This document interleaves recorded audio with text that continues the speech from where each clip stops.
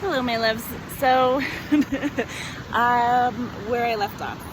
So, I thought that the Wi-Fi disconnected or something. I'm new, so like this can be like, the learning process of trying something new and just jumping in and deep diving and like, okay, here it is. In that I'm learning about myself. And what I already knew to be true for myself is that if I take too long in editing, or if if I'm too much in my conscious brain, that my soul, I have a hard time leaning in to that intuition, the knowing of what I know is true, and instead I get heady. And literally 10 seconds ago, my earbuds again had this connected thing, and so I'm thinking, okay, well, maybe it's not recording, I should stop again, but okay, it is what it is. I'm gonna take it and just keep rolling and believe that I am getting the message out how it needs to be, imperfectly perfect in the learning process, and be okay with that. Because when I shut the video off too, I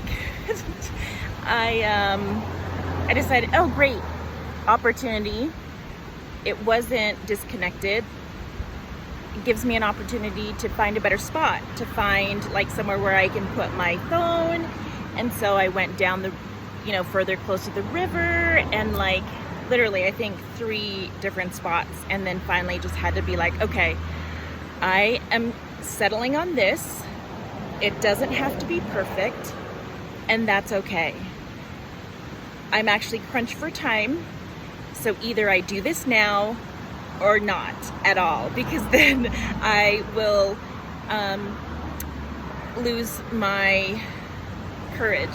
So I need to speak now. So sorry for all that rambling. Anyways, where did I leave off? I'm sweaty and hot because it's Utah, and it's high 90s, 100 degrees or whatnot. So, okay, again, sidetracked. I was talking about what I've come to understand is that we have to have the self-awareness, self-acceptance. It's that forgiveness. It's that accepting of what is, that nothing could be any different than where we are right now in our process of becoming our true authentic self, that innate soul that was born perfect, loving themselves, I talk about this with my students, when we were babies, we just loved ourselves so much. We ate our fingers and we ate our toes, and we just thought we were the coolest, awesomest things ever. And then we discovered a mirror, and we looked at our reflection, and we kissed our faces, and we just couldn't get enough of that reflection. And there was so much pure innocence and joy and curiosity, willingness, no programming yet, at least actually there is, when you talk about how the brain develops under trauma, and it's little t, big T, there's all of that stuff to work through, which I will go into depth, but this is, reel it back, this is an intro video. So the key points that I want to make is that we have the capacity to choose what we want to create in our reality through awareness, acceptance, action, and accountability. And we heal within a community together, stronger, right? We've heard those cliches, and a tribe who is like-minded, you know, whether it's being in a religion or just a community, a spiritual community, maybe a book club or academic, you know, nursing students finding their tribe to study, how they feel like they need to study. So we are the medicine that we have been looking for. And in community, in speaking our truth, allowing the stories and all of that shame and guilt to let that go, to give it a voice so it no longer has power over us.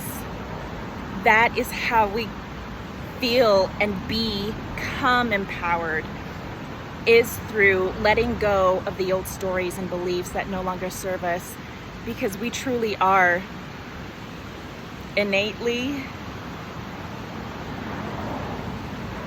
perfect in our imperfections. And I know it doesn't make sense, and it's so cliche to say that even, you know, but this is my journey, and I'm sharing with you the aha moments and the understandings that I have learned throughout this journey of going through trauma and the ultimate traumatic experience of a parent, any soul, is to lose a child. That's something you never are going to be prepared for. It's not something natural. We're meant to live long lives and flourish and have all the experiences. But in that, there's meaning and purpose, and that's what drives me. So I have found meaning and purpose and transformed, and I continue to do that. And I'm not there yet. And that's what this whole journey is about in my dissertation, is discovering, what does that look like? If I have the steps, if I have the knowledge, it's up to me to take action in every moment and stay committed, disciplined, and consistent. Always leaning in. So my love and my loves, with much honor and privilege, I send you so much love. Mwah.